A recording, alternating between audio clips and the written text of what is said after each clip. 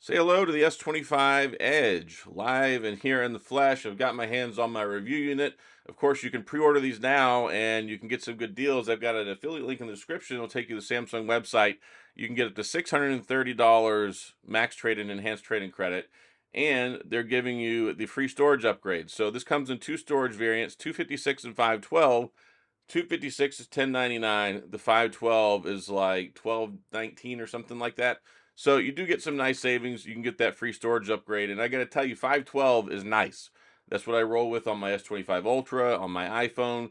I pretty much never have to worry about storage. So if you want to get that, that's great. And if you did the reserve your pre-order, then you got, of course, the $50 as well. And if you use the affiliate link that I have, then you should still get the $50, hopefully, towards accessories and things like that. But S25 Edge, it's here. And it's a very controversial phone. So I made a couple videos. I got to go up to New York and see this last week. And there's like a mixed kind of reaction from some folks. Some people are like, why does this phone exist? The other people are like, who asked for this phone? And I get a lot of that. And look at it this way. There are a lot of different phones, right? Just like there are a lot of different cars. And I look at phones kind of like commodities now. It's not like before where it was like, oh, it's like nobody has one of these. This is super cool. Or, there were some people that had an iPhone in the beginning and everybody else had flip phones and stuff. Like we've moved well beyond those days. And there's just not a lot of changes these days. It's like an F-150. I don't see people getting pissed off every day that, oh, the F-150, it didn't really make any changes over the last 3 years. Well, that's because they don't. That's how cars work, just like refrigerators, just like TVs. There's not a whole lot of exciting change there. So Samsung tried to do something a little bit different, try and break the mold, and they made it thinner. There are compromises with it being thinner. Of course, it has two cameras instead of three, which is one of the two criticisms. And the other criticism is it has a 3,900 milliamp battery. Now, thankfully for y'all, I had my hands on one of these before the phone comes out, so I can test it and tell you how good the battery actually is. So give me a couple of days. It takes about 4 or 5 days for the adaptive battery and Android to kick in. I've got a SIM card in here. I'm going to be testing this out, pushing it to the limits to see how good the battery life is or isn't. And I think it'll be okay. Here's my thing. I have a lot of experience with phones with smaller battery sizes because I remember back when I used to use a Z Flip with a 3,300 milliamp battery. Like that didn't go that far, but it also had a Snapdragon like 8 generation 1 or a triple eight or an 8 plus generation 1. Those were much less power efficient processors. The Snapdragon 8 Elite processor that's in this, which is the same flagship chip that's in the S25 Ultra, is one of those things where it's supposed to be 40% more battery and power efficient than the 8 generation 3, which is more power efficient than the previous generation. So can it squeak by? Maybe. Also, you can put it on light mode and things like that. So I think there are ways you can make it last all day, but for power users, my guesstimation is I'll probably get about 4.5 to 5 hours of screen on time out of this, which should be enough to get me to dinner, but it's not going to be enough to get me through the whole day. Also, it's nice that it's super light. I mean, check out how light and thin this sucker is. I mean, it weighs basically like a whole egg's worth of weight lighter than the S25 Ultra, which is pretty neat. Like, you don't realize how light it is till you pick it up, and also how thin it is. So let's go ahead and take a look at another video. I did some side-by-sides with other phones. Let's check that out.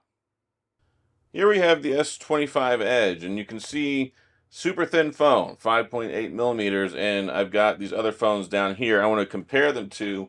So let's put it side by side. This is with the S25 Ultra. So you can see that there's a huge difference here. Even just that 3 millimeters makes a tremendous difference with the phones. Also, it's like 50, 60 grams lighter. So basically the equivalent of like an egg. Like you can really feel the difference when you pick it up. When we say 50, 60 grams, it's like, okay, that's not that big of a deal. We don't even use grams here as a primary form of weights and measurements in the US. So people are not really familiar with it. There's 454 grams in a pound. So whenever you take away that much, like you can feel it. You can definitely feel it. It's tangible. So that's with the S25 Ultra. And we'll put it next to the S25 Plus. So even the Plus, it's thinner than. Of course, the camera module sticks out a little bit farther, but that's because you have this 200 megapixel camera and then you got the ultra wide instead of the 50. And that's one of the reasons people might want this phone, because it has the higher end 50 megapixel, 200 megapixel camera. People complain a lot about the S25 and the Plus because they have this outdated camera system that's been around for quite a while. So that's a big selling point, 100 bucks extra. And you can see how much thinner it is, and it's definitely lighter too. And then next to the S25, so it's funny because this phone weighs 1 gram more than the S25, and you can see it's still thinner than this small phone. And then taking a look at the footprint, like it is quite a bit bigger than the regular S25. So that's pretty neat, and it's crazy having a phone that basically weighs the same but is bigger and it's thinner. Like it just kind of messes with your brain. And then just for good measure, this is next to the Pixel 9 Pro XL, and it's a big phone. Like the Pixel 9 Pro XL is a chunky boy. I mean, if you put all three of these next to each other, I guess it's kind of about the same as the Ultra, but these are some big phones, and the S25 Edge is definitely lighter, it's thinner, it's definitely noticeable. And when you pick this up in your hand for the first time, like your brain expects it to be heavier, but it's just not. Anyway, so I just wanted to show these off side by side so you could get kind of a good feel for it. So what do you think? Is it for you? Maybe not. I don't think this phone is for a lot of people, and I don't think that it has to be. This is not an either or proposition. And so many people like, I don't see why this phone exists. Like, well, they're pushing the envelope on technology. They're trying something different. And well, you have to make sacrifices for a thinner phone. But here's the thing. A lot of people don't know this, but the biggest manufacturer that makes these silicone batteries that are more dense and better for longevity, Samsung bought the biggest maker of those earlier this year. So that tells me that they're going to probably put these in the phones next year. So maybe the Edge 2 might have one of the fancy, better batteries, maybe the S26. I think Samsung's moving in that department. Of course, we know Samsung has never really been aggressive with the batteries ever since the incident with the Note 7 way back when, which has been a long time. I mean, almost 10 years. We've had the Note 8, the Note 9, the 10, the 20, the 21, 22, 23, 24, like 9 years. So it's been a long time. I think it's time for Samsung to get back in the saddle and start being more inventive in that department. But with regard to this phone, it doesn't have that special battery technology. But I expect probably the next one will if they do make another one. But change has to start somewhere. And I was pissed off about the Apple Vision Pro. Yeah, it's overpriced. Yeah, it's heavy. It's expensive. Like, it's not perfect, but it's pushing the envelope. Like it's pushing us into that next area. Somebody had to spend the money to make something like that so we can get the technology better, faster, cheaper. I mean, I remember way back in the day when flat panel TVs first came out, they were like $15,000. Now you can go to 55, 60-inch one for like 200 bucks. It's crazy. So, yes, 1099. Yes, a lot of people are like it's more expensive than it should be. I don't think it is, and I think if it had a telephoto, people would probably be more happy. But ultimately, like let's say it had a telephoto and a 4500 milliamp battery, then people wouldn't buy the Ultra. Like there's a device lineup for a reason. This is just designed for people who want to have flagship level performance, maybe all day battery for them. A big, beautiful screen. It's basically got the same beautiful screen as the S25 Plus. It doesn't have that anti-reflective coating, but it does have the Gorilla Glass Ceramic 2, which is the same underlying technology as the Ultra. So I've been really happy with the scratch resistance on that one. So it should be good on here as well. But that's the thing with device lineup. I said the same thing the other day. I don't go into HEB and get pissed off because there's flavors of Gatorade I don't drink. There's no reason to get pissed off. This phone is not supposed to convince you to leave your Ultra. It's just not. And the Ultra exists for a reason. It has the S Pen. It has a full complement of cameras. It has a big battery. It has the anti-reflective coating. The Ultra is the Ultra. This is not the Ultra. It's not designed to be the Ultra. So I think that we can be all right with there being another phone in the lineup. The alternative, we get less phones. And we've seen this over the years. There's no BlackBerry anymore. There's no HTC. There's no real Nokia. I mean, I know HMD is making their phones under their name, but like they're gone. There's all these phone manufacturers that don't make phones anymore. LG. So I am on the side of the fence where I like extra things. I like more phones. I like choice, and this is choice. And if you do like you do with any other phone, because people are like, oh, this phone's too expensive. Well, the S25 Ultra is too expensive. But you trade in your other phone, you get it through a carrier, you get some good discounts, and it makes it affordable. Like not a whole lot of people in the US are just straight up paying $10.99 or $12.99 for a phone. Would it be nice if it was cheaper? Shoot, yeah. I love cheaper stuff. Cheap is good. But it's funny, somebody called it a mid-range phone. It's got a Snapdragon 8 Elite processor. There's no way it's a mid-range phone. It's got the Quad HD Plus resolution, 120 hertz refresh rate, 25-watt charging. It's got wireless charging as well at 15 watts. So it's a pretty loaded out phone other than the battery and the missing telephoto camera. I'm mostly okay with that because I'm using as my daily driver right now the Moto Razr Ultra. It has no telephoto. Now, would I like to have it? Sure, but I like having the flip phone better. I like the cool features on the front screen. Like, there are trade-offs with every phone.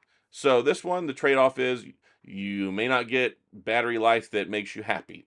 Maybe you will. And this phone is not designed for power users. It's like a super premium phone for normal guys who want to have a big phone but don't want the super bulky Ultra. They don't want a big, heavy, fat phone. They don't want to pay the extra $200 because they don't want the S Pen. They don't care about the sinking 100 times space zoom. They just want to have the benefits, but not the encumbrances. Now, of course, you're unencumbered from 1100 milliamp battery, but it might work.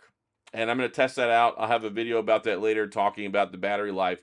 But it's here, it's live, it's in the flesh. You can pre-order it. Again, if you're going to get one, pre-order it. I'm not encouraging you to go buy anything, but the thing is you get the double the storage upgrade for free. That saves you money. And then on top of that, you also get the enhanced trade-in value and the $50 towards accessories or whatever. So if you're not going to buy it, you're not going to buy it now or later anyway. That's not that big of a deal. But if you're thinking about it, then probably ought to get it while the pre-order deals are available, because afterward you'll be like, I kick yourself. I didn't get it. But anyway, what I encourage you to do, if you have any interest in this phone, go to Best Buy and you can go look at it in person. I don't know about the carriers, if they'll have them. They're kind of slow with the displays, but Best Buy is usually Johnny on the spot. Samsung has a good partnership with them. Samsung told me when I asked them, they said that they have a special like security mechanism they're putting on these. It's very light. It doesn't take up the phone space. Like, you go to some of these things, they got a bracket, they got a hockey puck on the back. Like, you can't even get a feel for the phone. They want people to get a feel for the phone so you can get your hand on it and be like, okay, this is pretty neat.